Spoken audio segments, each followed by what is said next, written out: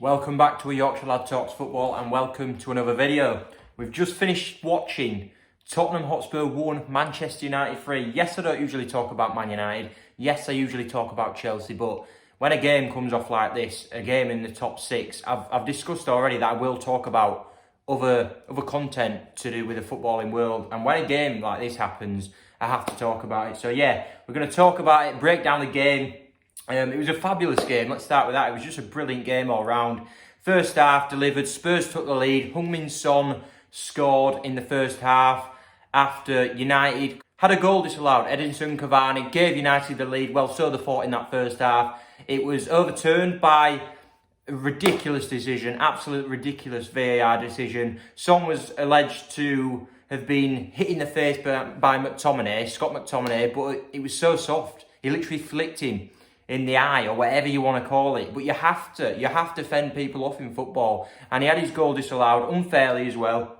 Came back to bite United as Son scored, but United were just emphatic in that second half. They stepped it up a gear and showed why they're probably second in the league. Yes, I'm not the greatest United fan. Yes, I don't think United are all that pleasing on the eye. I do not think they're pleasing on the eye. Yes, but they know how to get the results. They know how to get the job done, and they've done it the second half, but in an emphatic style, and a style that's probably not usually their way of playing. It was a brilliant second half for them. Played some great stuff. Bruno Fernandes, Paul Pogba, Fred even turned up. He actually got he got the equaliser as well. Let's talk about Fred. In the first half, I thought he had a bit of a stinker really. Kept giving it away, fouling players. Second half, he really stepped it up, started controlling that midfield along with Pogba and McTominay. And yeah, Fred stepped it up, got the all-important equaliser. Great football from United. Passing between Bruno, who played the final? I think it was Bruno who played it into Cavani. Cavani goes through, shot with his left foot, Lloris saves it, and there's Fred to tap it in for the equaliser. So that was 1-1. And yeah, I just thought Fred were brilliant in that second half, and I think he actually got man of the match, and it was well deserved. Him and Cavani were fantastic today. I'm going to talk about Cavani a bit later, but yeah, so United got that equaliser and went on from strength to strength.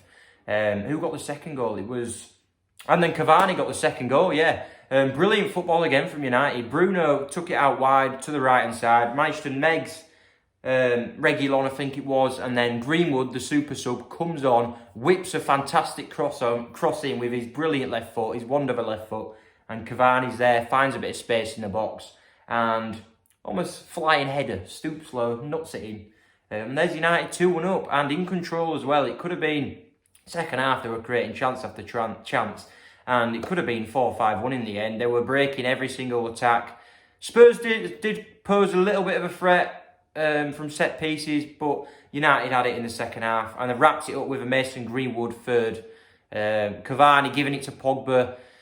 It was in the 90 plus 6th minute, so it was almost game over anyway, but United just rubbed it in a bit in Spurs' wounds. And Pogba picked it up off Cavani, bullied his way past Højbjerg, nice little bit of intricate feet, gives it out wide to Greenwood, and there he is. He just got an assist from the second goal, and he's worked it onto his equally as good right foot. Yes, he's left-footed, but he's both-footed in Greenwood. He's got such a good balance between his left and right foot, and he works it onto his right. Powerful shot, and as we know, Greenwood is a fantastic finisher, almost Van Persie-esque, and he buries it, and it's 3-1 United.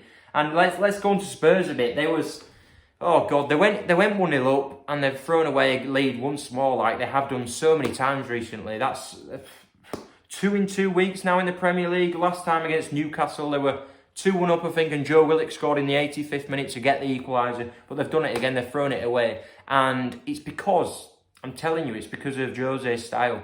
His negative style. He pushes his side back, they're so defensive. And because they're so defensive, he invites the pressure. And it allows United to completely dictate that second half. And maybe it's just his management style's outdated now. It clearly is. He sets up such a defensive style in these big games. But you can't do that nowadays. You need to be able to attack as well. He started had a couple of chances, but as I've said, small chances from set pieces, etc. But yeah, they were poor today, and especially in that second half. United were fantastic and completely nullified Spurs any opportunity. And they made Spurs pay for being so defensive and lacklustre completely controlled the game, and punished them. Punished Jose as well. More importantly, punished their old manager for being too defensive, too pragmatic in his game plan. It's just ridiculous how defensive a manager can be nowadays in such an expansive game of football. That football is nowadays. It's ridiculous how he still deploys these same tactics all these years on. He did it at Chelsea. It was successful with Chelsea. You could say it was successful at United to some extent as well. He won the Europa League, got him second, which he actually said was his biggest achievement. But yeah, I don't know where it goes now for Spurs, because Harry Kane, he's already come out and said, if they don't get Champions League football, which is looking very unlikely now, I think they're 4 or 5 points off Chelsea and West Ham. Kane's going to leave. Simple as. Kane will leave, and he'll have many offers on the table. Teams can afford him as well this summer after coming through the first year of lockdown, COVID restrictions, and having the financial negatives, let's say. They were knocked back, teams, by COVID, really, and I think they'll be coming back a bit more into it and being able to spend a bit more money, and teams are going to be able to afford Kane in the likes of Real Madrid, even a Chelsea, I'll be honest. Chelsea will be able to afford him. I don't think he'll go to a rival, though, as big as Chelsea. Chelsea and Spurs hate each other, so I can't see that happening, but I've got a feeling City and Real Madrid will definitely be in for him, and maybe even United. So that will be interesting to see, because Spurs, I don't know where they're going from here. They're not getting the top 4, and Mourinho, I wouldn't be surprised if he didn't last in this job for too long. But on to United, and I've said they were fantastic. Some standouts I've mentioned. Fred dictated midfield in the second half. I have to talk about Edison Cavani. This guy is 33, 34 now. This is such an experienced striker, but a player with fantastic pedigree, and he's still got it. He's still got it in abundance. His movement, his finishing, his touches around the box, his link-up play. I think he's a brilliant striker still. And if United can keep him for an extra year, I'd take it hands down, because you know that first goal that was disallowed, it was Cavani at his absolute best. Pogba picked it up on the left, fed it through one of the defenders' legs. It might have been Dyer, and Cavani was there to bury it. And it was so unlucky that goal was not allowed, because it would have been a great goal. It really would have been. But VAR wrecked it. Stopped it, because Son is a little baby. He's a little bitch. That's what he is. Yeah, but United, great performance in that second half, especially Cavani. And I have to mention Pogba as well. He gets a lot of stick. He does get a lot of stick, but in that second half, that was Pogba at his very best. Dribbling, powerful, bursting past players, bullying. He was playing on the left today, and he was absolutely bullying Serge Aurier. And he kept finding these half spaces like the likes of...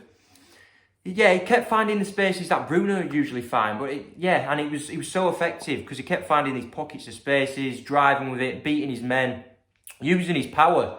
And we need to see that more from Pogba, because we know what he can do. He's a brilliant player. And if he performs consistently like this, he's one of the best midfielders in the world, and he was right at his best today, especially that second half. And I also have to speak about Mason Greenwood. Mason Greenwood, what a generational talent. This kid is fantastic. The lad, I'm a Yorkshire lad, so is he. He's from Wibsey in Bradford. So it's pretty incredible that Bradford has produced a talent like this. It's pretty mental, and yeah, he's fantastic. As we've said, he came on, got an assist, got a goal, left foot, right foot. He can do it all, and he can take his game right to the top, Mason Greenwood. I think he's got the potential to go to the very top. But I don't think in a wide position. I think he's more of a finisher, more of a number 9, or a number 11, or a false 9, someone like that. Yeah, like 11-9, false 9 kind of player. I think he needs to be more central, because he's lethal with his left and right foot. Fantastic in that second half, and he made such a difference to United's attack, assisting, scoring, and yeah, he can take his game right to the top, as I've said, Mason Greenwood. And yeah, I think that's about it. Other than, I do think United, yes, they played well, but I think the second place in the table flatters them a bit. It really does flatter them, because they don't play great football. They have done today, but they just win. They know how to win, and they don't win in pretty ways. They seem to win, even when they're playing poorly. And that's what a good team does, though. You have to admit. Yes, they don't win in the best style, but they do get the victories over the line. And also, United, a couple of signings they could make, and they could push this side on to great things. Like, it's as Chelsea can as well. There's a couple of teams just below the top two that can close this gap, and it's United and Chelsea. And I think United, if they've got a really good CDM and a winger possibly, but then you'd have to neglect Greenwood, wouldn't you, or someone like that. Unless Greenwood goes central and Martial has to move on. But yeah, United with a couple of signs, they can do some good things like Chelsea can do. And yeah, they're my thoughts on today's game. What a game. One of the big games again, between the top six sides, delivers. And what a game it was. It was a pleasure to watch, actually. As I've said, I don't usually do content other than Chelsea, but I felt I need to speak about this. So yeah, if you like the video, drop a like, and if you're new to the channel, please subscribe and up the Chelsea.